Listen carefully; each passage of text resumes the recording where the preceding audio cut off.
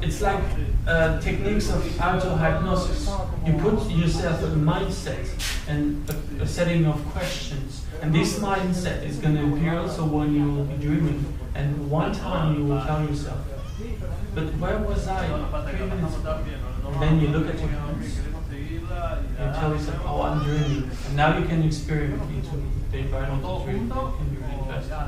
Dreams and how you can fill and soak into memories, like in primaries, communities or tribal communities, dreams are really an important way to weave between human relation.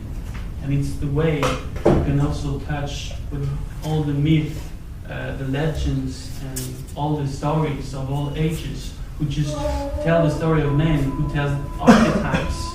And dreams and our unconscious, through our dreams, is also speaking to us through these archetypes. So it's interesting also to understand these different shapes, to try to make some kind of communication with the unconscious. So it would be easier for him to send us messages and easier for us to manage, because our unconscious knows way better things than us. The very first thing is like, remember your dreams with the dream journal. This is part of the physical techniques. There is different kind of techniques, physical and mental techniques. And if you make your just additional, all different techniques you will like manage what is efficient also for you to remember better, to manage better your attention. Because each person is different. Maybe he's gonna like a technique and this one another technique and this one another technique. Some are going to use only one technique and begin with this and stick to this for months and then test another one. And some would like to take a bit of this and make their own soup. And it's okay, you just have to find what fits better to you.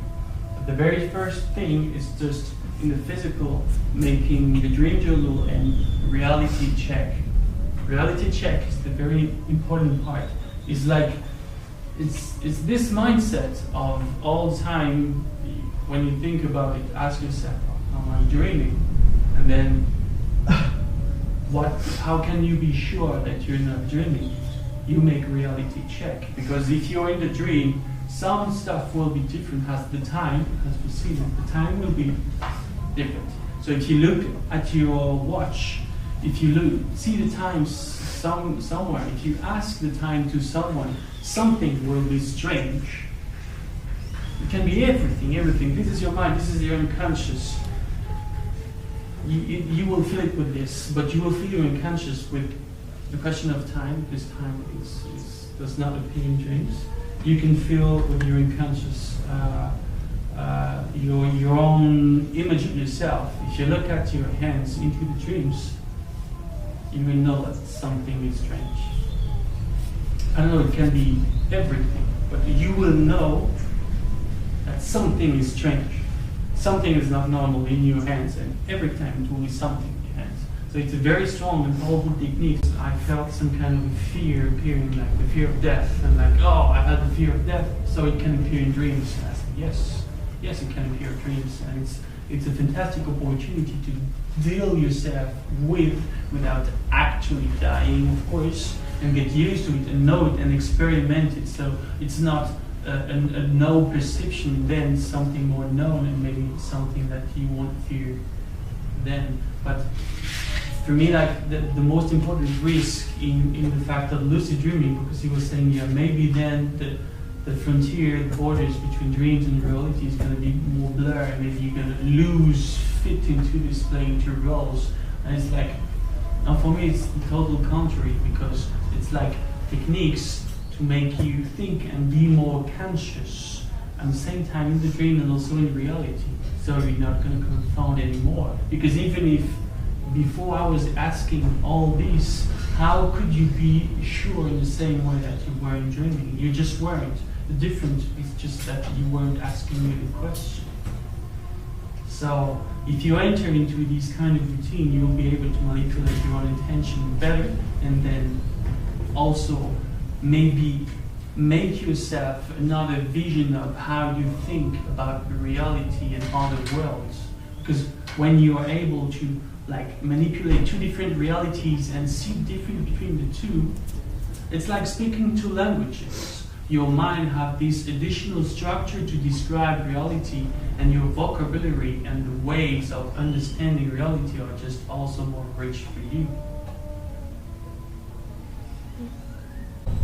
First, you get with your own idea of the dreams that you can create or help yourself with old memories of ancient dreams, and you try to design your whole space with every detail, the most precise possible.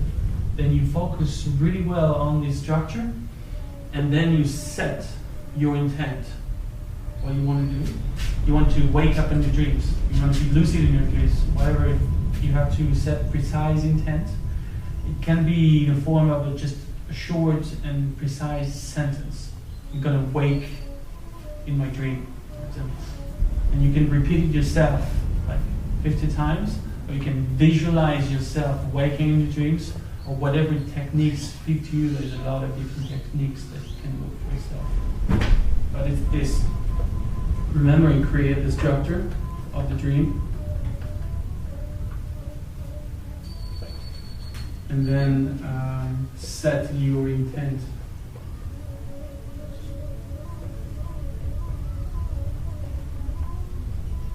In the third, you can use visualization, because the sight is a very important perception that we use a lot, and that is really connected to our imagination.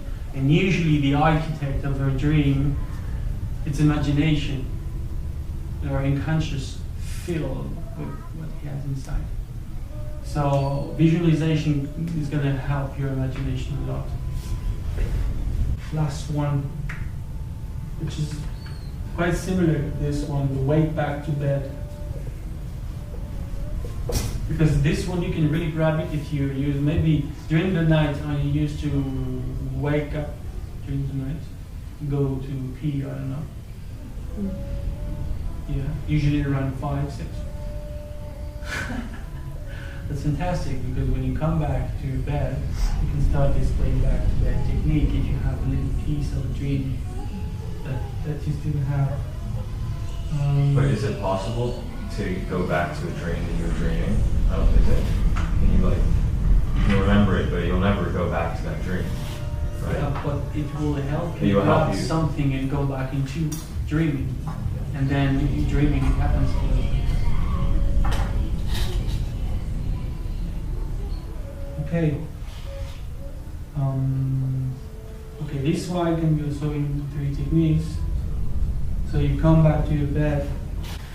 It's really simple, but you need to do it a lot of time to get to this point. It's this, like the very goal of this technique is just something maybe you'll never achieve, but knowing that it is possible for you maybe to do this. If you can do this, you can do whatever you want to do in your dreams. You just have to keep in mind when you go back to bed, because this technique is wake back to bed. So during the night, for example, if you have already your routine of going to pee during the night, it's a fantastic opportunity when you go back to bed to go back to your bed and start to relax, to put your intention into your body. Because if you have, for example, friction, I don't know, sunburn, any kind of tension of pain into your body, it's going to be a message of pain that your attention is going to catch every time. And if you want to put all your intention into entering into the dream, you will need this intention that the message of pain is going to start to you. So maybe it's not the right time to feel this, and not try this tonight. When you well relaxed and you're aware, okay, what are you going to do? What do you want to do? So you said also your intent at this very time. Okay, I'm going to enter in the dream. I'm going to enter into the dream. And then, with your intention, you can choose any of the different tools you have, and you know about how you can set your intention, and you just do it. I give you some of them. There is plenty of them. And if you're really interested, I invite you to check this. So you can repeat yourself a full sentence a lot of times. Then wake up in my dreams. Then wake up in my dreams. You're gonna make yourself a dream character, like a person that you design entirely with your imagination, and every time that you want to enter into dreams, you just call him, visualize it, imagine him, and ask him to help you enter in the dream. Some people do that, and for some people it's working really well. They're just calling the dream characters and the dream character to help them wake up dreams. A lot of different techniques. And then you enter in your dreams. And this is a fantastic technique because if you're lucid and if you keep your full lucidity in the different layers of lucidity of consciousness, where you're going to go from reality to dreams, if you know how to go into this reality consciously, then you can do whatever you want.